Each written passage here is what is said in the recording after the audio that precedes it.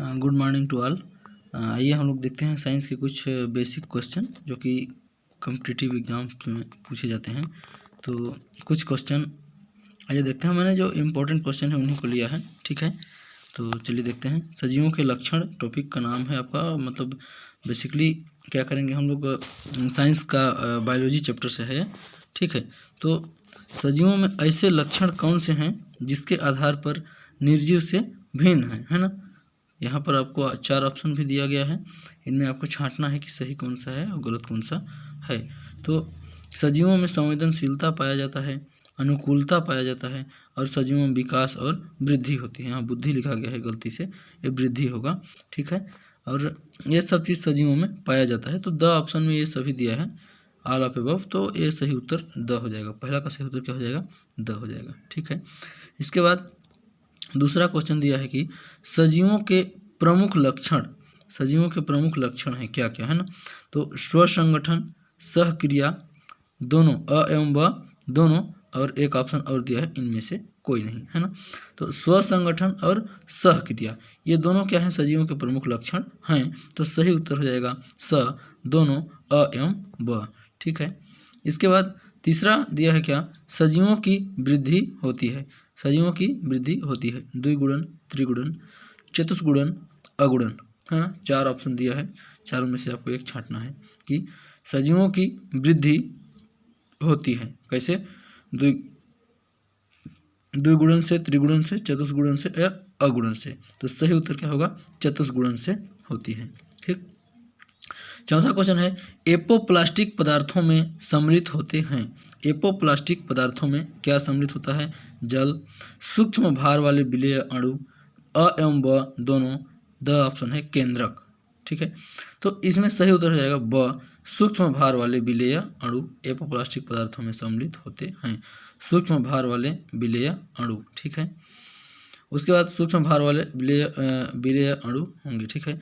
सजीवों में वृद्धि ऐसी अवस्था है जिसमें जीवों का आकार बढ़ता है, सजीवों में वृद्धि ऐसी अवस्था है, सजीवों में वृद्धि ऐसी अवस्था है जिसमें जीवों का आकार बढ़ता है। तब जीवों का आकार कैसे बढ़ता है, व्युत्क्रमणीय रूप से, अनुत्क्रमणीय रूप से, अवरोही रूप से, इनमें से कोई नहीं।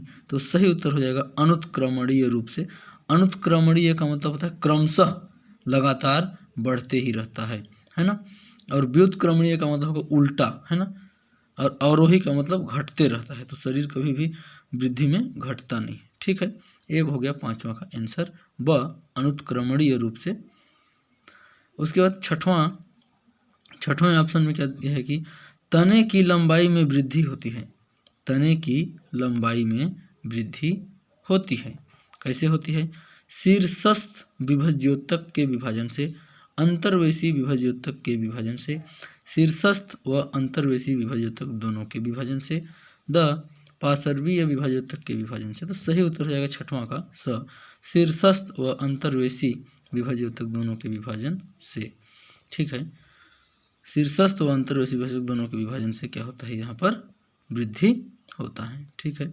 सातवां क्वेश्चन है कि जीवों में वृद्धि किस क्रिया का परिणाम है, जीवों में वृद्धि किस क्रिया का परिणाम है, उपचय, अपचय, उपापचय, इनमें से कोई नहीं।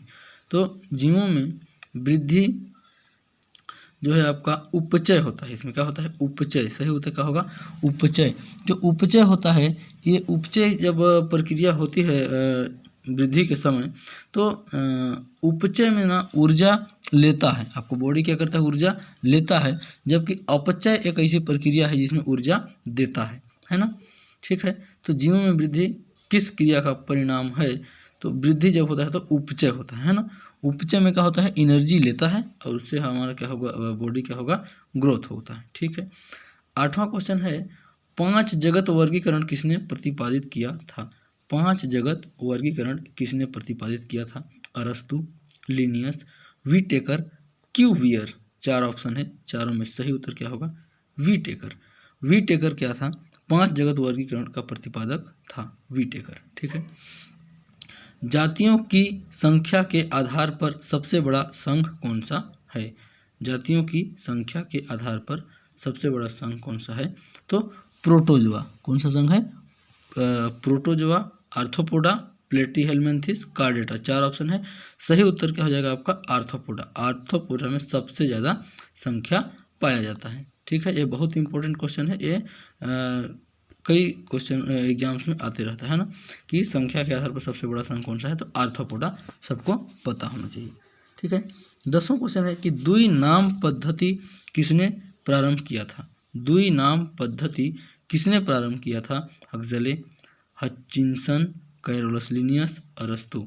सही उत्तर क्या हो जाएगा? स, कैरोलस लिनियस। ठीक है, द्वि नाम पद्धति किसने प्रारंभ किया था? तो कैरोलस लिनियस ने द्वि नामकरण पद्धति को प्रारंभ किया था। ठीक है, उसके बाद वर्गीकरण की आधारभूत इकाई क्या है? वर्गीकरण की आधारभूत इकाई क्या है? वंश, जाति, गण, वर्ग। 4 ठो रहता है। तो आधारभूत इसमें से कौन सा इकाई है? तो आधारभूत क्या है? ब सही उत्तर होगा जाति। वर्गीकरण की आधारभूत इकाई क्या है?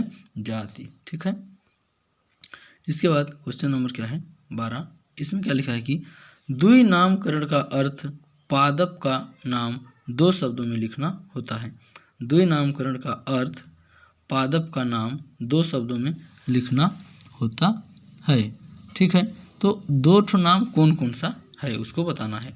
वंश और जाति, जाति और किस्म, गण और कुल, कुल और वंश। तो सही उत्तर हो जाएगा वंश व जाति। 12वां का उत्तर हो जाएगा अ, वंश व जाति। ठीक है, तो वंश व जाति है ना। तो आज का बस इतना ही क्वेश्चन है।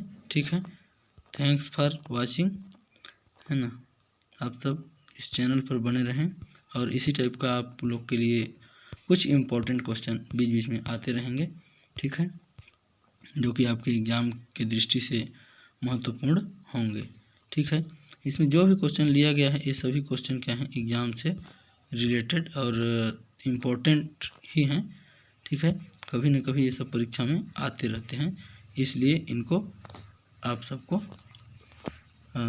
बतलाना चाह रहा था। ठीक है, thank you for watching. Please like, subscribe and share.